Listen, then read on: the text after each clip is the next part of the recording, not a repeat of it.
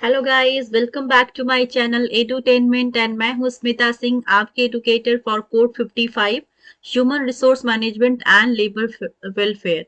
And we are talking about PYQs, previous years asked question, and the questions are in asked in the July batch 2016.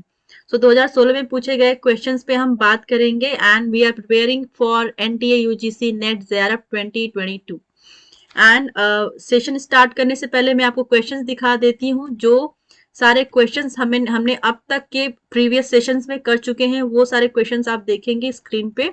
अगर आपने इन सारे sessions को मेरे attempt नहीं किया हो अब तक के एंड क्वेश्चंस को नहीं देखा हो, तो आप मेरे चैनल को सब्सक्राइब कर सकते हैं एंड जो प्रीवियस वीडियोस हैं उनको देख सकते हैं एंड अपकमिंग वीडियोस के लिए आपको नोटिफिकेशन मिलते रहें, इसके लिए आप सब्सक्राइब कर लीजिए एंड अपने फ्रेंड सर्कल में भी शेयर कर दीजिए अगर आपको लगता है कि ये मेरे वीडियोस उनके लिए हेल्पफुल हो सकते हैं।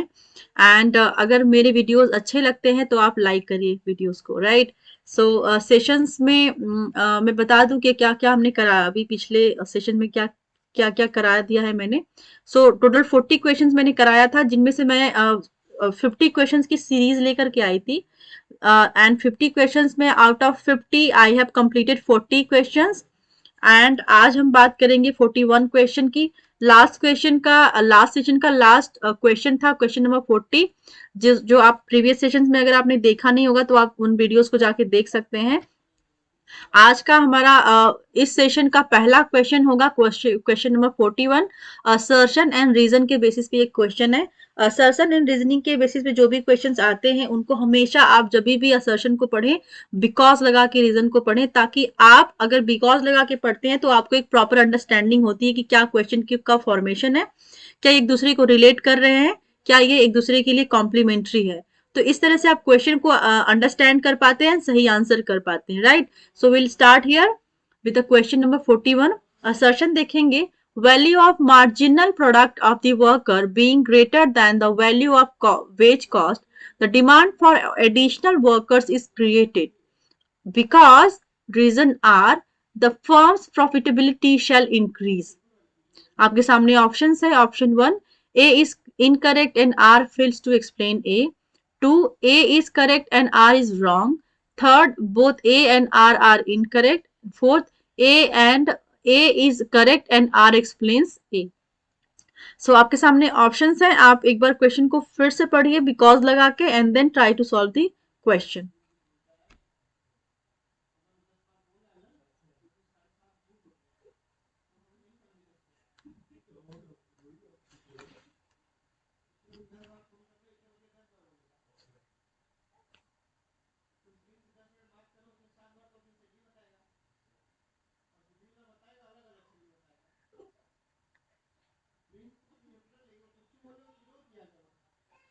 So here the correct answer for this question is option number 4. A is correct and R explains A.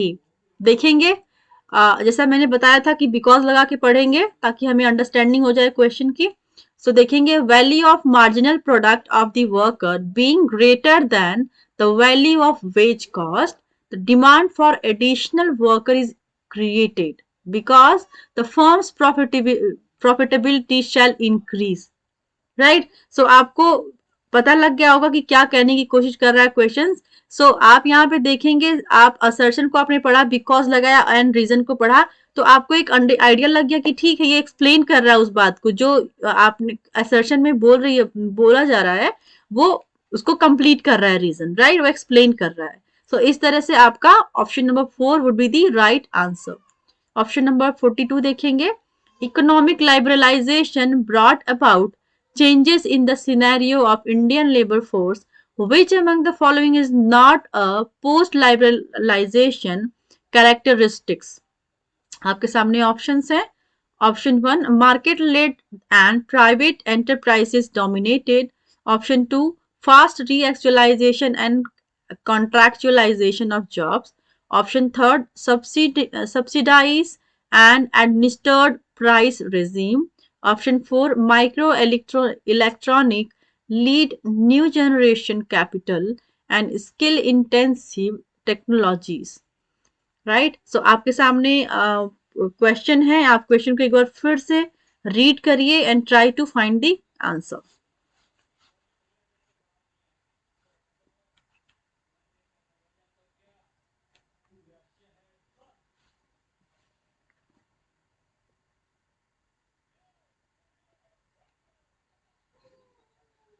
So here the correct answer for this question is option number third, subsidized and administered price regime.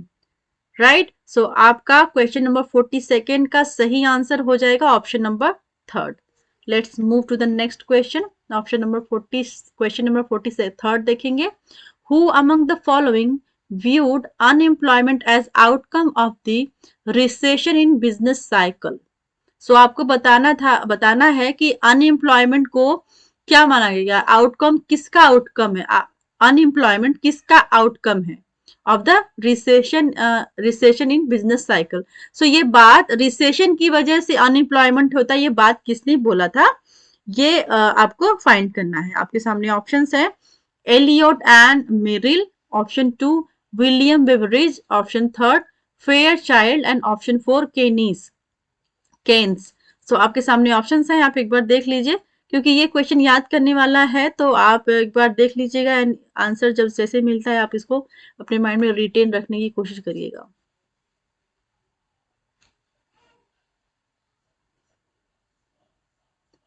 So here the correct answer for this question is option number 1, Elliott and Merrill. Elliott and Merrill ने बोला था कि recession की वजह से जो business cycle में recession होता है, मंदी होती है, उसकी वजह से अनएम्प्लॉयमेंट होता है. That is said by Elliott and Merrill. Question number 44 देखेंगे. Indian labour force is experiencing new trends in employment, which among the following is not a post liberalization characteristic. Right. So आपके सामने options हैं. Option 1 declining influence to trade unions, option 2 increase in contractualization, option 3 reduction of gap between home and workplace, and option 4 stability and security of labor. आपके सामने options हैं, आप एक बार question को रीड करिए and try to find the answer.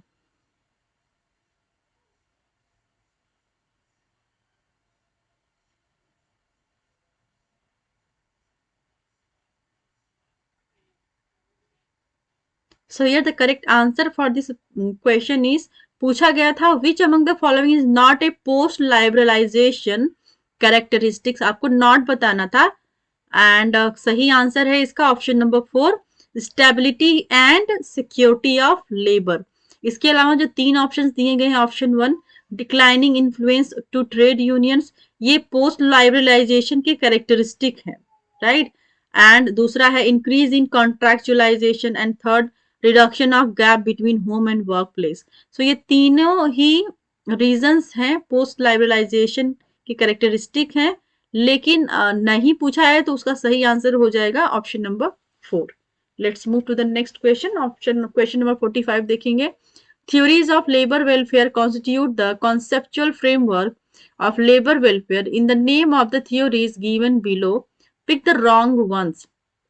आपके सामने ऑप्शन हैं. Option A the police theory, option B the need theory, option C the religion theory, option D the friendship theory, option E the philanthropic theory and option F the trusteeship theory. Option हैं आपके सामने A and E, option 2 E and F, option 3 B and D, option 4 C and F. So आपके सामने option है, एक बार question को ठीक से पढ़िए, अपने अकॉर्डिंग पढ़िए and try to solve the question.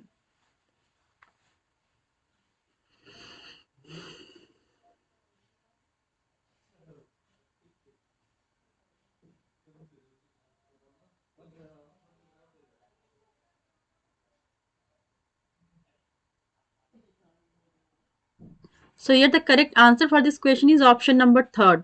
B and D would be the right answers. B and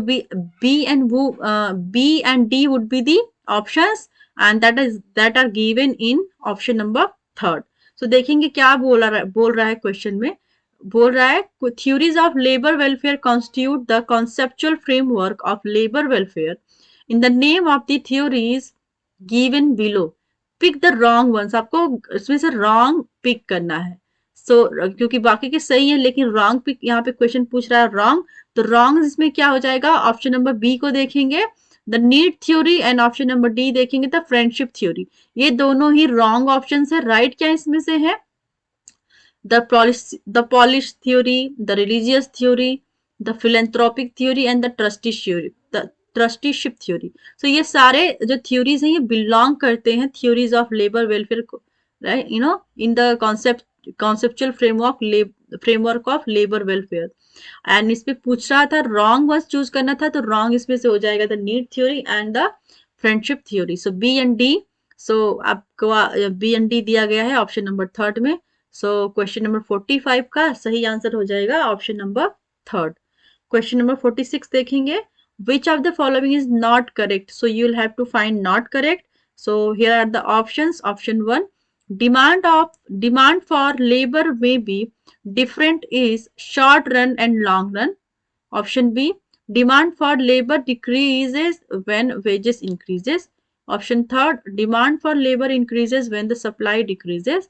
And option 4, demand for labor is always constant. सो आपके सामने ऑप्शंस हैं, आप एक बार क्वेश्चन को पढ़िए and try to find the answer. ऐसे questions में अगर आप कंफ्यूज होते हैं या फिर आपको लगता है कंफ्यूजन है, तो आप एलिमिनेशन एंड सब्स्टिट्यूशन का सहारा लेके आप क्वेश्चन को सॉल्व कर सकते हैं। आप ये देख सकते हैं कि अच्छा ये हो सकता है या ये नहीं हो सकता है, ये तो बिल्कुल नहीं हो सकता है। तो इस तरह से आप एक बार क्वेश्चन को, अगर एक बार भी नहीं समझ में आता क्वेश्चन, तो आप दो बार पढ़िए क्वेश्चन को एंड आप एलिमिनेशन के सहारे से आप क्वेश्चन को राइट मार्क कर सकते हैं। राइट, सो हम देखेंगे यहाँ पे सही आंसर हो जाएगा इस क्वेश्चन का ऑप्शन नंबर 4, क्योंकि नॉट करेक्ट पूछा है तो नॉट करेक्ट हो जाएगा। Demand for labour is always constant, ये गलत है, क्योंकि जो लेबर का जो डिमांड है वो हमेशा कांस्टेंट नहीं रह सकता किसी भी कीमत में, वो फ्लक्चुएट होता रहता है, वो बदलता रहता है, वो वेरिएबल है। तो इस तरह से ये इनकरेक्ट हो गया। बाकी 1, 2 एंड 3 देखेंगे। 1 क्या कह रहा है, डिमांड फॉर लेबर में be different is short run and long run. ये बात सही कह रहा है, क्योंकि ये या तो ये कभी कभी डिफरेंट होता है, कभी शॉर्ट रन के लिए होता है, कभी लॉन्ग रन के लिए होता है, तो ये करेक्ट हो जाएगा। दूसरा देखेंगे, demand for labour decreases when wages increases, ये भी बात सही कही गई है। Option third, demand for labour increases when supply decreases, ये भी बात करेक्ट है। तो ये सारे ही करेक्ट है, 1, 2, 3 are correct and option D, option number 4 would be the incorrect option. और क्वेश्चन में पूछा गया है इनकरेक्ट, तो आपका सही आंसर हो जाएगा ऑप्शन नंबर 4।